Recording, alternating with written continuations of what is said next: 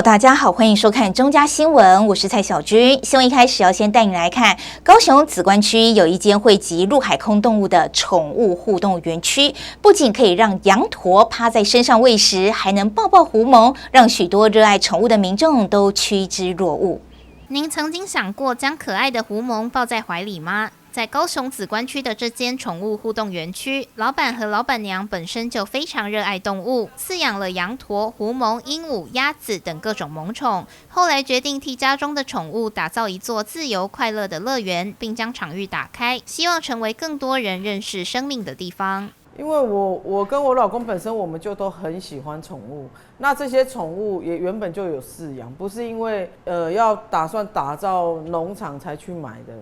刚好是相反，是因为我们觉得说，我们也退休了，然后想说就有这样一个园地，我们自己看了也很开心，然后有请朋友来，朋友也觉得这样子很好玩啊，所以才有这样的一个农场，而不是以盈利为目的啦。对，第一次来这边就狐獴嘛，因为可以抱在手上就很疗愈啊，一般没有机会可以这样摸它。那边的羊也很激动，就是你红萝卜喂它会像狗一样，就是趴在你身上。很可爱，招牌羊驼和小羊非常亲人，遇见手拿红萝卜的客人们就前仆后继地涌上来。这里的宠物们不仅不排斥和人互动，还身怀绝技，拥有各式各样的拿手表演。他如果不吃的，就是他不喜欢的，对，因为他可能知道他等一下要吃更好吃的，对，等一下大概3点多的时候，热哦，没有夹到，对。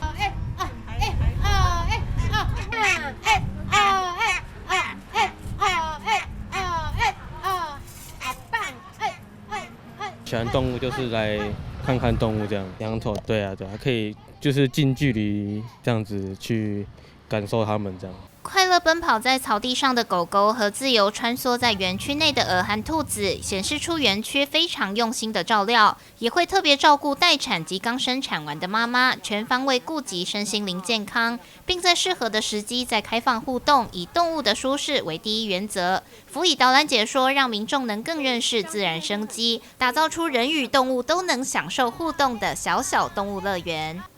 记者吴家伟、李凡飞高雄报道。高雄市政府与高雄钢铁人啦啦队女孩 Dora 合作，拍摄啦啦队女孩 Dora 与 T-Pass 399月票的一天。Dora 体验后直呼超方便、超优惠，而从4月27号在 Mango 平台开卖后，月票销售量单月成长就超过了3倍。我是 Dora， 今天我要来使用通勤月票，在高雄过一天。首先要干嘛？买月票啊！对，买月票。甜美的笑容，温暖的声音，来看看啦啦队女孩 Dora 如何使用 T-Pass 399月票过一天。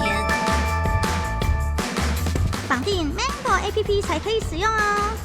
绑定成功，走吧。首先，他先抵达高雄的凤山体育馆，接着想一想，觉得衣柜最近又缺新衣服，决定搭公车去购物。接着 Dora 还透过月票搭乘轻轨和火车，大赞这张卡片金价有够厉害。使用通勤月票可以无限次搭乘高雄市内捷运、轻轨、公车、客运、U-Bike 2.0、渡轮，还能搭乘台铁区间列车跨区通勤南高屏，真方便。高雄政府交通局呢，更是跟高雄钢铁人的啦啦队 Dora 一起合作，拍摄一个呢T-Pass 399月票的一天。那也希望透过 Dora 的影响力呢，也可以让更多的民众知道 T-Pass 月票可以怎么使用。这是高雄钢铁人啦啦队女孩 Dora 与高雄市政府交通局合作拍摄的体验影片。Dora 在放假时间会时常搭乘公共运输去逛街旅游，这次实际体验 T-Pass 399通勤月票，搭乘各项公共运具在高雄过一天，直呼超方便、超优惠。而自从4月27日在 Mango 平台开卖后，月票销售量单月成长逾3倍。那民众如果想要购买 T-Pass 月票的话呢，可以到我们38个捷运站，或是到4大超商先去做预购。那拿到预购卡片之后呢，可以到我们的 Mango 的 App 或是到一卡通的官网去做注册，就可以有100块的回馈金。交通局表示，即日起到9月30日止，只要按赞并公开分享高雄钢铁人 Dora 与 T-Pass 399月票的一天影片，还可以加码抽行动电源及客制化帆布包。开箱影片详见交通局脸书粉丝团。今天真的太充实了，这张卡金价舞到底还不赶快来买？记者苏焕君、庄淑婷高雄报道。由国际汉文化总会及孟月柔共同主办的100人汉服夏日宴热闹登场喽！现场除了走秀展示各种不同时期的汉服外，还有古风市集，相当热闹。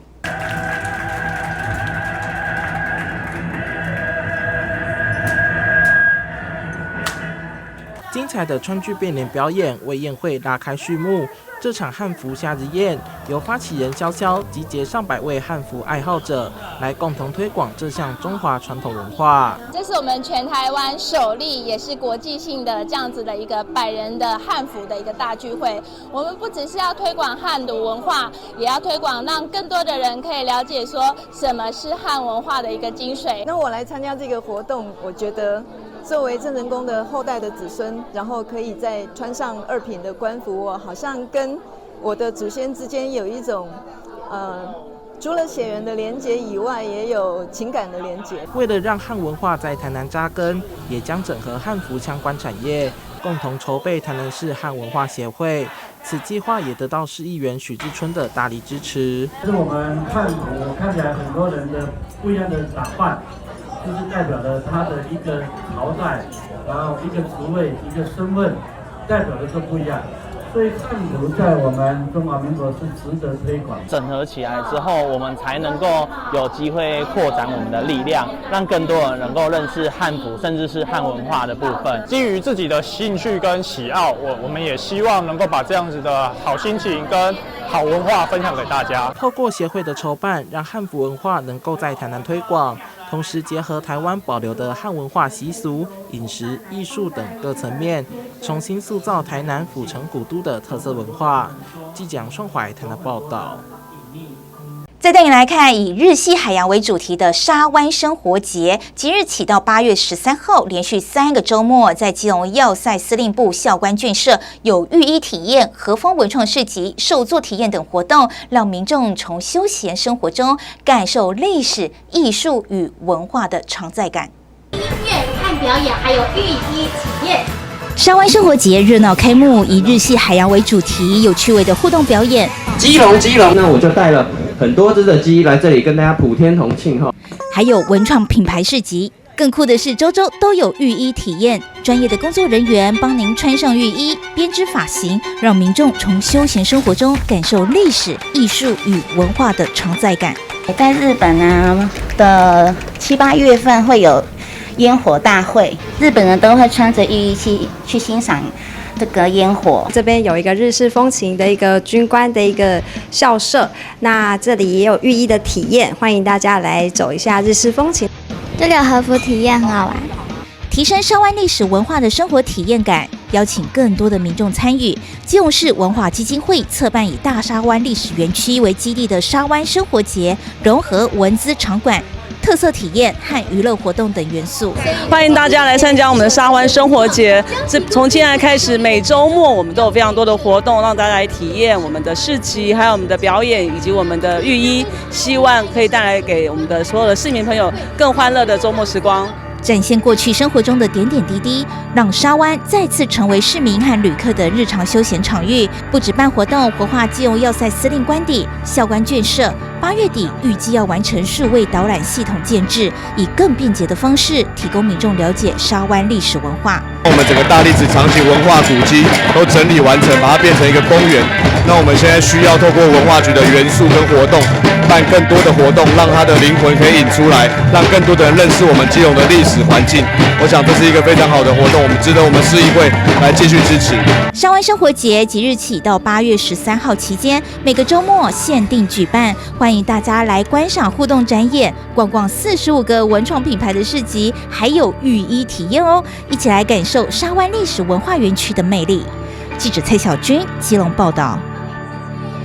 再带来看，在台南市政府农业局的媒合下，在地的茶饮企业和生物科技公司共同合作，研发出全新的冰果饮品。除了突破季节的限制，让台南爱文成为一年四季都喝得到的饮料外，更协助芒果农民解决产销失衡的问题，创造三赢。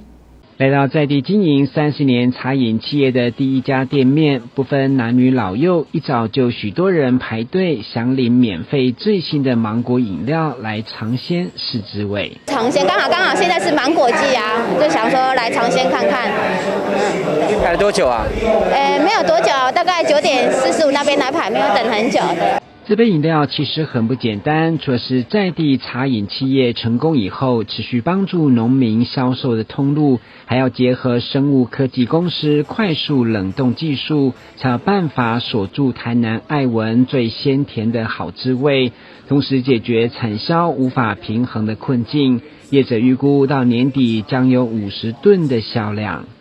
我们希望在年底能够至少达成50吨的用量。大概在2万杯左右的用量这样子，然后透过他们的这种新鲜的突破的技术，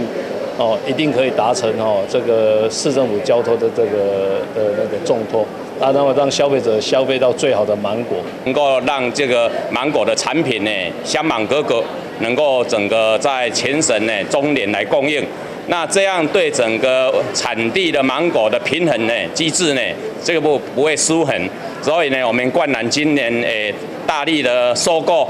收购了大概300吨的量，那能够让整个价格趋处于平稳，不至于崩盘。所以今年的芒果还是算是控盘成功了哈。在地企业的合作研发，除了让民众一年四季都可以喝到台南爱文的滋味，市长黄伟哲也出席见证茶饮企业和生物科技公司双方所签署的 MOU， 承诺日后产品将优先使用台南在地农产蔬果，共同推销到全台，甚至进军国际。会中也因为茶饮企业30岁生日，市长除了贴心安排庆生，也亲手用黄金比例来调制芒果入果汁的新口味。透过冠南科技能够把这个芒果它的寿命可以更延长，透过它的新的冷链冷冻的技术，那能够长期冷冻，而且能够保鲜，1年4季都可以吃得到。另外，透过茶之魔手它的一个香芒格格所做出的芒果饮品，我相信非常非常的可口，非常非常好吃，一定能够受到大量的消费者的青睐。业者预估全台湾500间门市一年将使用10万斤的爱文，打破季节限制，成为全年都有供应的菜单。记者郭文吉台南报道。接下来要带你来看2023桃园地景艺术节正式开跑喽！今年以桃园聊聊为主题，即日起在龙潭及青埔登场，有国内外艺术家结合在地意象创作的装置艺术，还规划了一系列精彩的活动，邀请大家一起共襄盛举。2023桃园地景艺术节正式开跑，今年以桃园撩撩为主题，从即日起到8月20号，在龙潭跟青埔登场。青埔展区搭配世界客家博览会，延长到10月15，有国内外共18位艺术家的创作，以及一系列精彩活动，邀请大家一起共襄盛举。要从8月4号到8月20号，在龙潭展区，还有另外一个展区在青埔。配合我们世界客家博览会，8月11号开始，一直到10月20号，这2个展区会有不同的展品，展览的东西美不胜收。我们邀请了10几位艺术家，国内外的艺术家，还有我们在地的朋友民众一起来创作。今年的主题是桃园撩撩，撩撩在客家话的意思就是玩玩，大家来桃园玩玩。那么我希望说，这次不只吸引我们桃园的朋友、台湾的朋友，我们甚至希望说，这次配合世界客家博览会也能够吸引很多的这个外国的朋友一起来体会我们已经办了11年的非常成功的桃园地景艺术节。今年特别将展区划设在客家庄，龙潭展区是由艺术家与在地学校团体共同创作。活动期间还有手作体验以及社区小旅行，希望借此让游客更深入了解在地文化与故事。我们在这个龙潭大池这边有3件作品，在这个龙潭老街这边有2件作品，还有龙潭公园那边有2件作品啊，都是属于我们艺术家跟社区共创的作品。那结合我们这边还有其他的艺术讲座、我们的文字讲座、研习营等等这些活动哈，这是属于地景艺术也在龙潭的部分。那么在青埔的部分，我们就是用这个增建的方式哈，那么邀集到很多优秀的这个艺术家，直接呢跟这个青埔当地的地景，比如说清塘园啦、我们老街溪啦，还有我们自己在这个世界客家博览会本身的这个主会场，当地的这个公园绿地的这些地景做结合创作的大型艺术作品，那总共有10几件。青埔展区则邀请到国外大师，结合纸伞、鲁冰花等客家元素，创造出 Melo Travel 以及可以让游客入内休憩的伞状艺术装置，一共有11件作品。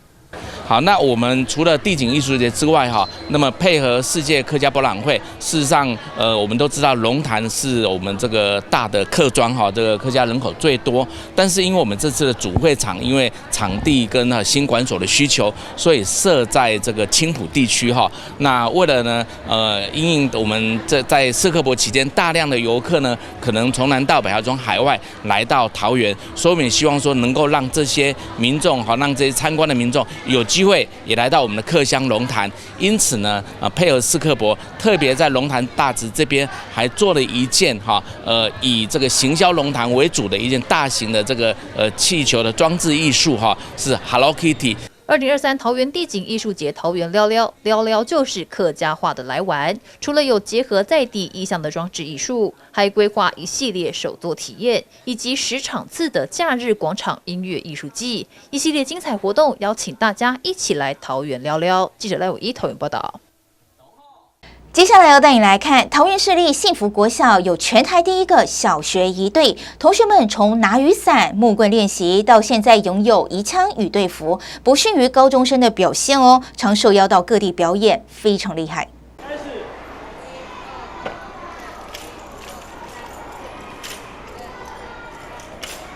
午休时分，来到幸福国小操场上，只见一群小学生们拿着仪枪，跟着教练与前辈的口令，整齐划一操演着枪法，就连单手转枪也难不倒。他们是幸运草仪队，是全台第一个成立的国小仪队社团，选定幸运草作为吉祥物，以不逊于高中生的表现打响名号，成为学校特色，常受邀到各地表演。带队教练也分享了当初无心插柳组成仪队的往事。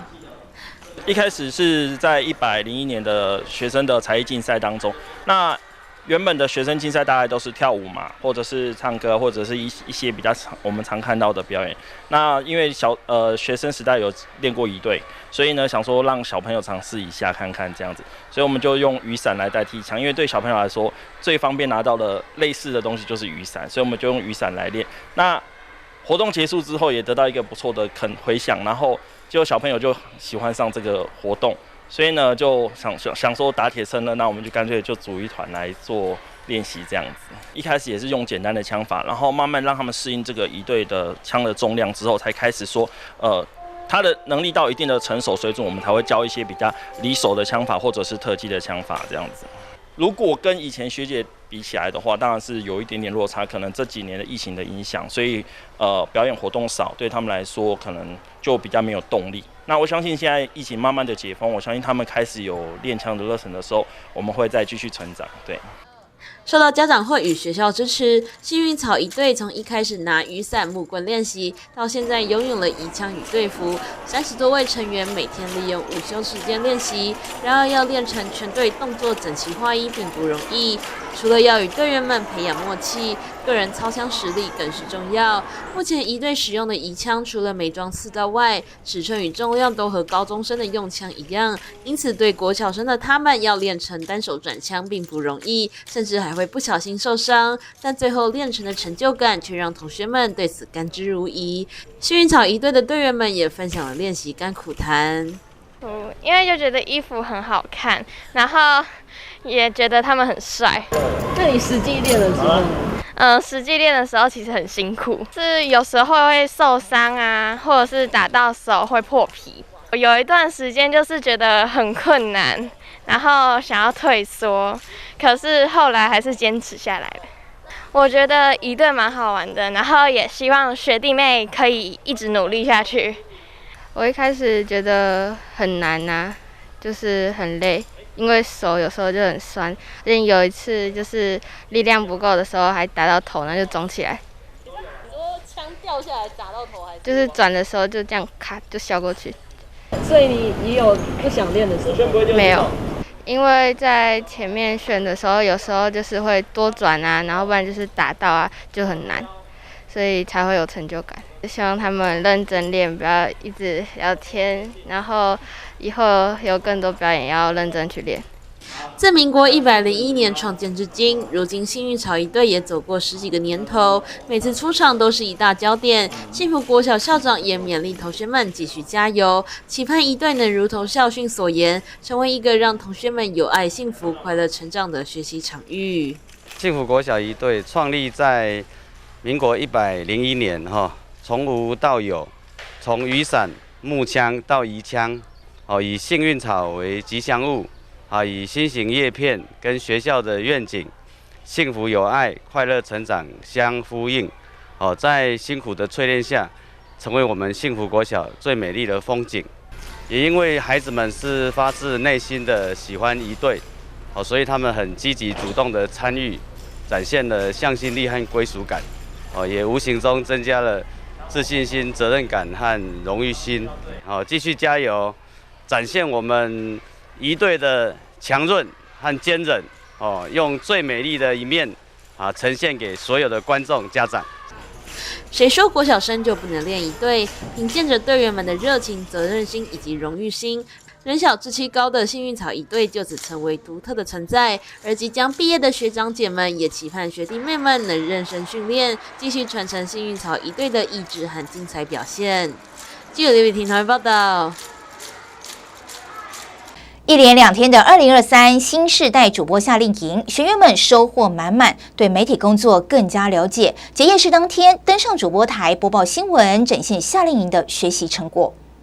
2023新世代主播夏令营2天的活动，为学员安排了精彩又丰富的媒体工作相关课程。活动首日特别邀请到巨汉商业摄影郭聪南老师，以及南台科大黄琼英老师，手把手教导学生商业微距摄影以及认识 AI 科技，并派出秦碧纯、郭文吉2位主播与学生分享采访经验谈，精彩内容让每位学员都收获满满。跟以前你拍的照片有没有不一样？有，就是比较好一点。比较好，那你会拿回去给你爸爸妈妈看吗？想哈，给他说感觉像不像是专业的摄影师拍的，对不对？很自豪。你有特别去做一些摆设吗？还是灯光有做一些调整？灯光我是想要做是从类似有2边，然后呢有一边它是有点像是快要日落这样。就为什么想要来参加第2次？因为觉得这个很有趣，我也蛮爱主播这个东西。洗手间在哪？除影像课程以外，当然也有声音的部分。主办单位这次特别邀请到胜利广播电台主持人苏芳云亲自现身授课。钟家宽平也在课程中规划媒体识读分享，培养学生媒体素养。我是苏芳云老师，先跟你们玩一玩，你们猜猜老师属什么？你看我的名字3个字都有草，先猜猜看老师属什么？属蛇。哇，你真的很棒哎！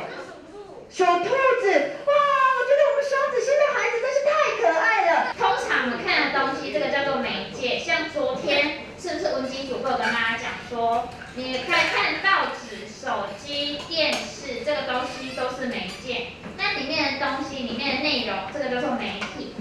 结业式前，主办单位特别带领所有的学员走访双子星电视台，并实际体验每个新闻制播环节。而学生们最期待的就是亲自上主播台报新闻。大家好，我是陈宏佑，欢迎收看8月3日星期4的中嘉台南地方新闻。周家宽平3冠王双子星举办2023新世代主播夏令营活动，邀请台南市近30名学员一起到双子星大楼上课。2天的课程丰富有趣，让参与营队的同学更认识媒体。感谢您的收看。8月3日的中嘉台南地方新闻我是林云倩，我是王佑尚，我是杨玉祥，我是郑雨欣，我是林义天，我是侯延玲，我是林可汉，我是陈柏宇，我是徐敏谦，我是赖云成，我是王妍珍，我们再会。中嘉宽屏三冠王双子星总经理陈建春表示，感谢这次所有同学的参与，相信每个人都获益良多。明年公司还是会持续办理新世代主播夏令营活动，开设更多有趣课程。记者张硕维采访报道。接下来要带你来看新北市的介寿国小主播夏令营，运用学习吧平台连结课堂内容，以台展3少年为主题，指导孩子寻找有趣的内容，从定义问题、规划资料搜集策略后，再运用线上资源进行数位阅读，透过小组合作共同整理与归纳，完成小组报告并上台分享，吸引了许多想要强化口才的同学们踊跃参与。大家好，我是小主播李明亮。今天我要报道的是手机遗落。首先，我要介绍3项对生活所造成的影响。第一个是可能会造成作息不正常，可能会熬夜。那第二个是过度的依赖3C，没有手机时就会不知道现在需要做些什么。暑假期间，新北市介寿国小开设主播夏令营，借由议题讨论，让同学们搜集资料、归纳资讯，并上台报告，借此训练同学们的台风以及表达能力。介寿国小校长林义松表示，本次的暑期主播营能够帮助同学们提升听说读写能力，数位化的教学也能够让同学触及更多的领域。那透过这个小小主播营呢，也培养我们的孩子呢，在听说读写的一个能力上面的一个提升。那透过数位的一个学习呢，来活化学生的一个学习，也帮助扩大学生的一个学习领域，提升我们小主播的一个能力。本次负责指导同学们的教师黄君雅表示，当日的教学课程设定的议题为手机对日常生活带来的影响，让同学们思考手机带来的利弊，阅读大量的素材之后，还得具备整理资讯并且在台上稳健发表的能力，同时让同学们参考彼此之间的想法，看见不同的各种观点，借此来审视自己的想法是否更能完善的呈现。好，我们这一次的课程内容呢，主要是让学生能够体察他自己在生活中运用手机的一个情形。那因为现在科技它其实已经融入我们的生活，成为不可或缺的一部分，所以希望透过这样子的分享，让小朋友第一个检视自己的生活，第二个从看到自己的想法以及同学的想法中呢，去找到不同的观点。然后再去审视，然后去思辨这样子的一个想法是不是可以有更好的一个呈现。好，那再来就是我们的课程还有一个很重要的目标，我们说阅读是输入，那其实表达不是只有写作，输出不只有写作，还有表达，所以我们希望透过让孩子上台的这样子的一个练习，让他们习惯上台，甚至享受在台上说出自己的想法那样的自在感。所以我们的课程会是用这样来做设计。本次参与课堂的学生涵盖了各年级，多半是想借此强化自己的论述能力。同学们表示，拥有良好的口条，在未来进入职场面试时，更能够获得企业的青睐。也有同学表示，希望透过不断练习，成为一名真正的主播。可以在那个像是以后长大要去面试，口头上也有很大的帮助，不会说像是北贡就是随便讲，没有头没有尾的这样子。我一开始4年级的时候上课的时候，就是我那时候都是小声的讲话，也不太自信。但是自从4、5、6年级上完之后，我就可以更自信的表达我自己，也可以更勇敢的上台展现我自己的魅力。因为呢，我自己的梦想呢，就是想要去当主播，所以呢，我想要来这里练习我的口才，就是不怕上台，这样子我之后就可以。就是报道的比较顺利，就是流畅。要勇敢上台，只要敢上台，都有无限的可能的。就是口才会变好，比较敢去参加语文竞赛。暑期开设的小主播课程，利用学习以外的时间，让同学们学习实用的表达技能，并且从数位阅读中提取与整理资讯，透过归纳与表达内化成自己的学习养分。同时，在小组合作的过程中，学习自发、互动与共好的态度。记者李根基新北采访报道。第29届的一信杯3对3篮球赛在明德国中开打，来自各地热爱篮球运动的同学们齐聚一堂，共同享受夏日篮球盛宴。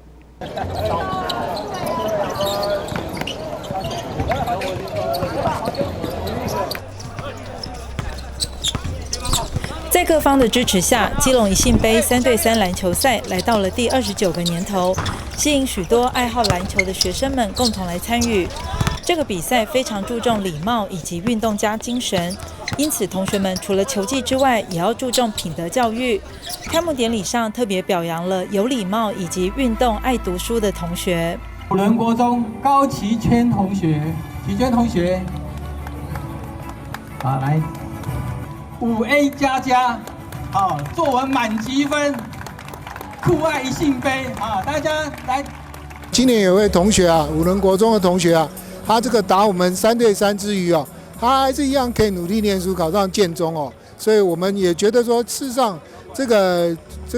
应该说是体育球赛运动跟这个念书是可以并行不悖的，可以两者兼顾的我也很喜欢打篮球，我虽然没有考上建中，可是我有考上台大啊，所以所以表示这个运动跟念书可以并行不悖，不要去做一些什么。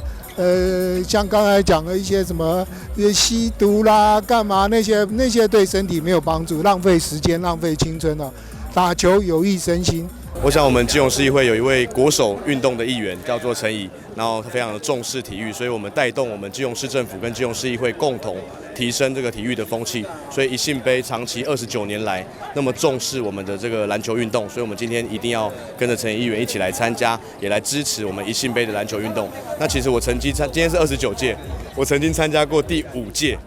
5届的一信杯，我下次要穿这个第5届的这个衣服来。我要告诉大家说，一信长期的对我们的篮球运动投入非常多的资源，而且非常重视我们的品德教育。我想我们的小朋友，基隆的爱打篮球的小朋友都对一信杯不陌生，而且现在已经变成是一个你如果没有参加过一信杯，代表你不热爱篮球的一种风潮跟一种潮流。我想一信杯这样子的一个企业，我们回馈社会，那我想非常的感动。我们也非常谢谢一信杯的一信的主席跟副总长期的投入我们的运动。那我们希望未来我们可以支持更多的这个篮球运动的资源，可以让我们的3级制建立得更好。我想陈议员在我们的议会提出非常多的建议，我想我们会继续努力。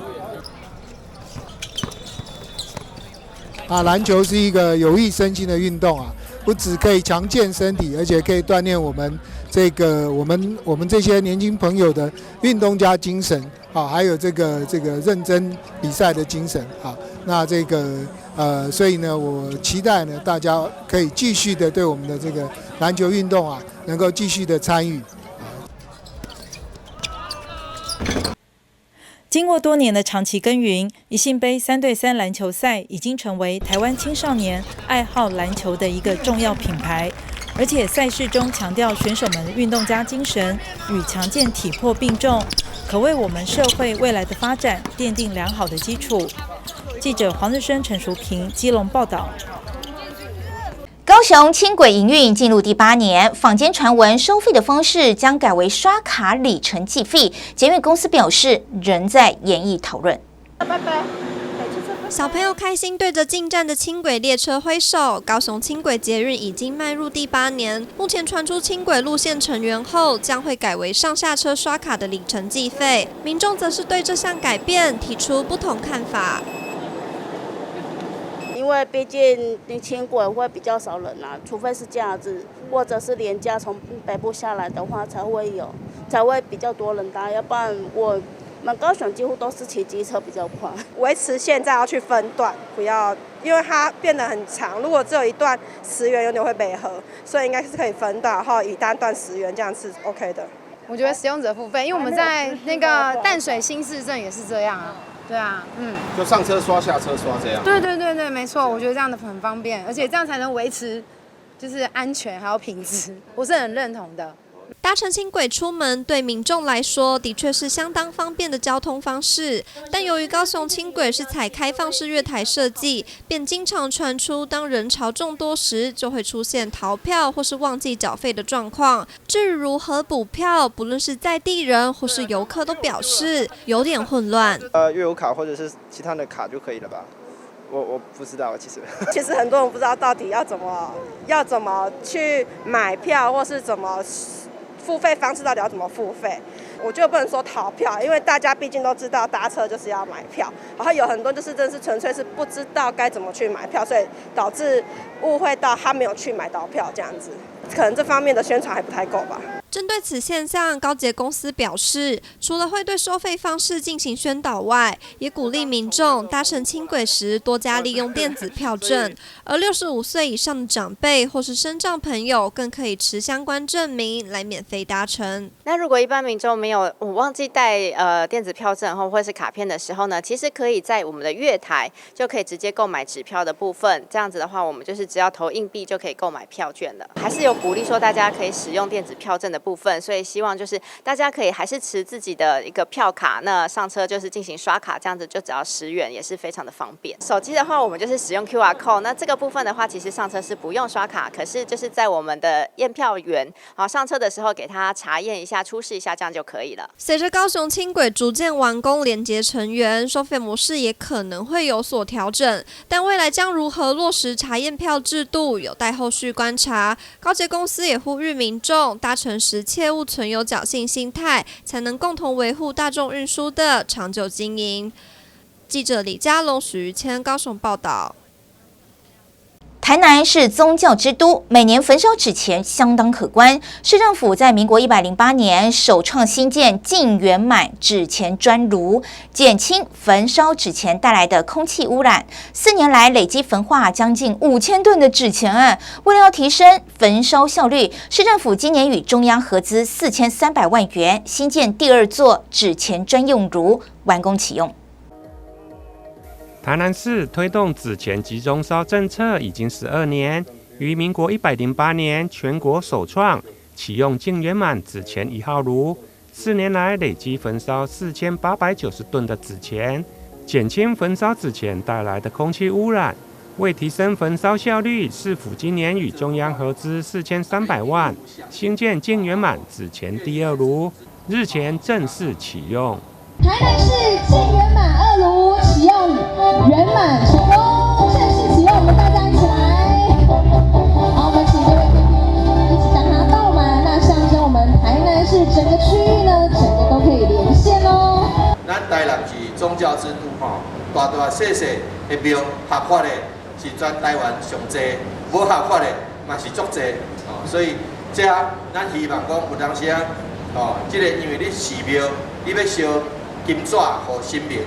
但是你的烧金纸的金纸炉有当时无空气滤清，哦，烧出来哦乌烟啊，尤其为金纸，大家要买较俗的，迄个为进口的，对进口我唔知啦，哦但是迄个烧出来吼烟砰砰响，哦，迄个足困难，所以呢，咱会当共同感谢我们道教协会、道教会共同来推动。让纸钱集中焚化，来这边焚化。台南是第1个安尼专用炉啊，全国的县市内底第1个专用炉的一个县市吼，就是像拄只市长讲的讲，烧无够，安等第2炉搁来设吼，到底烧偌济啊？拄只市长讲，互徐局长来讲，我来代替来讲一个，4年来烧要到5000吨。烧要到5000吨哈，这个第2炉吼，佫会当来发电，吼，所以吼烧烧了，毋是讲烧烧了之后吼，敢讲烟排出去，伊的遐个热能佫会当来发电，吼，我拄则看数据大概是1吨的安尼金纸可以发1.5度电。启用仪式包括中央环保署以及地方各局处民意代表都到场参加，并邀请南营道教会与台南道教会等宗教团体与会。启用仪式依照宗教礼仪，现场并颁奖表扬有功人员，包括道长、纸钱炉操作员与纸钱运钞员等。预计净圆满纸钱2炉启用后，平均每小时可以处理600公斤。透过机械式炉床与旋转搅拌杆等辅助燃烧系统，能够让纸钱达到完全燃烧，而且热能还能拿来发电，达到循环经济再利用。记者林根台南报道。接下来要带你来看，近年来南台湾常常因为水情严峻影响民生，同时工业用水也会受到冲击。如何让水资源做更妥善的利用呢？日月光投入资源进行再生水工程，回收率高达75%，效果相当显著。每年夏天是台湾的雨季，但近几年少有台风带来明显降雨，缺水成为台湾人的共同难题，产业的用水也更加左支右绌。因此，有不少企业投入资源进行再生水处理。它一天可以产出最大量是21000吨的回收水，会平均分担回去给这些工厂的制程使用。那相对的，制程在取用自来水的这个量就会变少。但要让一滴水再活一次，并不是这么容易。日月光在楠梓新建中水处理厂。透过层层的过滤技术，让中水厂在2020年成为全球封测厂中回收量最大的中水厂，回收率高达75%，产水量相当于高雄市3.5万户的家庭一日的用水。我们会先将水中的这些所谓的有机物先做一些处理，从眼睛看得到的一些杂质，我们会先做一个粗滤。那眼睛看不到怎么办？我们会用更细的所谓的超滤膜。来让这些水中的一些棉絮物啊，或者是有色度的水，这边透过超滤膜把它隔离掉。那最后再进到我们刚刚讲的 RO 系统。那 RO 膜的话，它是透过所谓的逆渗透的方式，让水分子过去，那其他的一些所谓的离子碳污染物把它隔离掉。除了使用再生水，减少水资源的浪费，把一滴水当3滴用之外，日月光也打造了绿科技教育馆。透过 AR 体验、绘本导读等课程，将深色的环境议题变得更浅显易懂。因为通常我们会拿平板给他们去做使用，那小朋友的反应就其实还蛮真实的，就是说哇有这些东西，我就觉得好像蛮有趣的这样子。那看看说我们水进来的颜色是怎样，那经过哪些处理流程后，他们会变成什么样的水？对于我们员工内部的话，我们会不定期的举办那种户外的环保活动。那就是我们会去采山或者是骑鲸去做进山跟进滩的活动。那绘本里面最后面它会有一些像我们废弃物循环再利用啊，我们会将我们的一些那些废下脚产品送来之后会有一些废下脚的部分，我们会把它做成我们的环保垃圾袋。那这个垃圾袋就是它完全没有使用其他的原物料，就单纯就是我们公司所产出的废下档去做成的。当世界都在为了净零碳排努力的同时，水资源的议题也是环境中不可或缺的面向。将水资源再生利用列为企业发展重要项目，希望透过本身的影响力带头做，一起让环境更好。我们常常看到的天灾，其实它的其来有自。所以，我们是希望借由这些环境教育，然后我们影响到来知道，然后能够来采取行动。其实要提高每一个人的环境素养，这个事情不是说一下子就能够做到的，它一定要一步一脚印，一点一滴的，然后能够让更多的人来参与。气候变迁以及看到很多的资源的匮乏，其实都会跟我们本身的生活以及我们平常在工作上的决策有关。不是每一个人都能够了解这个事情，而且能够身体力行的话，我们会不断的陷入在跟气候在对抗。那在我们工厂里面的话，我们当然也要让我们所有的同仁能够知道说，你今天采用一个你认为好的东西，但是其实它对环境不好，你要把这2个面都要考虑到。那这就是需要他能够来去有环境素养，他能够每次他在做事情的决策上面，他不要偏废了，只注重良率啦、成本啦，他也要想到说环境冲击面是怎么回事。我希望就是说我们这样做的话，就是能够促成全体动员、全民参与，让大家都能够有环境素养，然后在他的生活中、工作中，每一个决策他能够知道环境跟个人的一个连结性。年复一年的面对严峻的水情，水资源的回收再利用看似老生常谈，但如何在现有的基础之下提高每一滴水的使用效益，是许多企业的努力方向。也希望企业的带头示范作用，同时透过环境教育影响更多人，为我们的环境尽一份心力。记者周福庆、刘伟婷高雄报道。暑假也是许多幼儿园的毕业季，不过在台北市44南村举办的这一场森林王国毕业典礼相当特别，因为15位毕业生都是早疗儿童。第一社会福利基金会还邀来超人气的 Hello Kitty 到场，为每一位毕业生献上满满的祝福。掌声，他们很卖力的往上爬。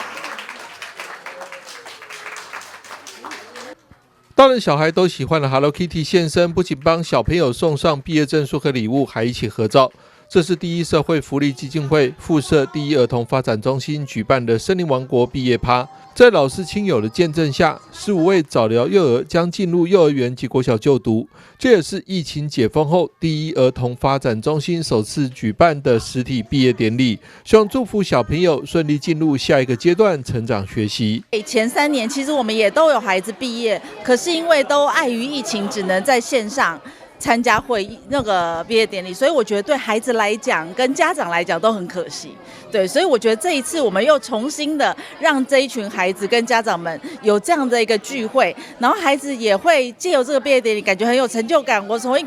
第一个阶段幼稚园毕业了，他们未来可能到更融合的环境里头去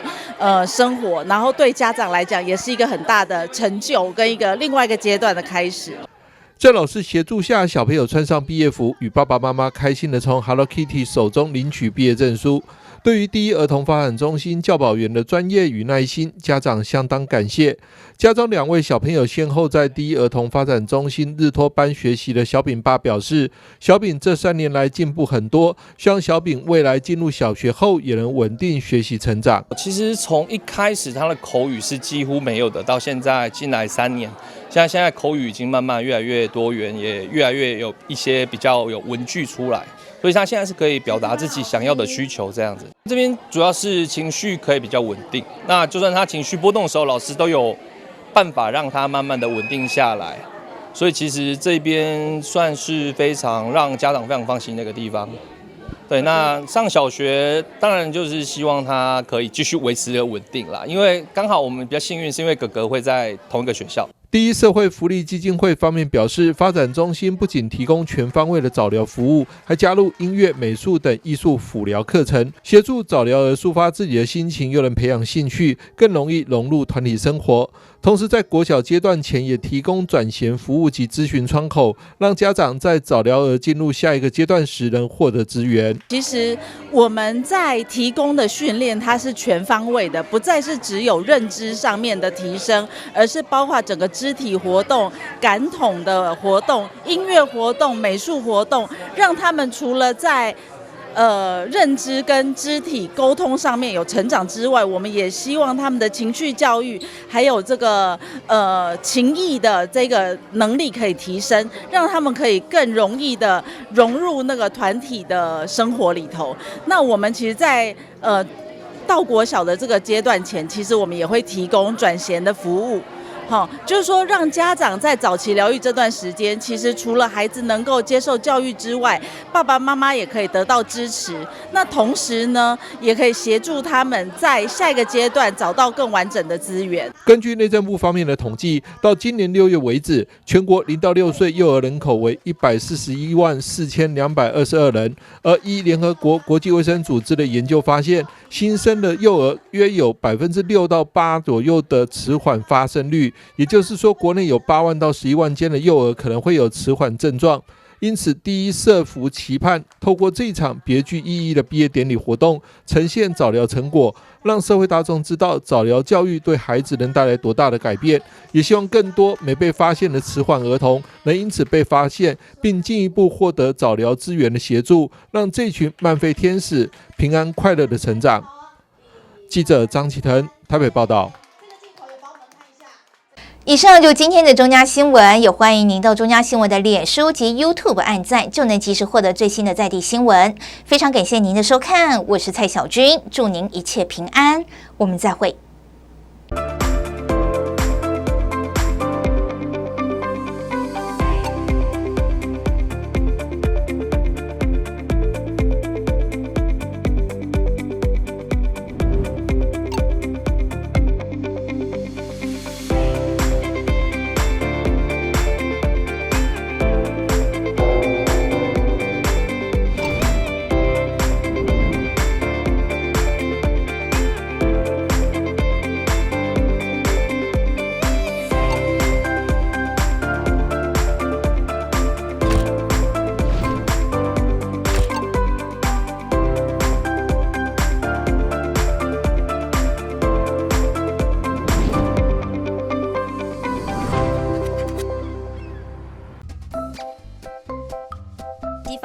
法机上盒经销商强力查缉，据查获778台非法机上盒，涉嫌侵权金额超过台币10亿元。看到一则则的新闻，这些制造、输入或销售侵权机上盒的业者都会遭到最重可处2年以下徒刑和50万元罚金。影视产业是文化输出的软实力，可带动旅游、观光等行业发展。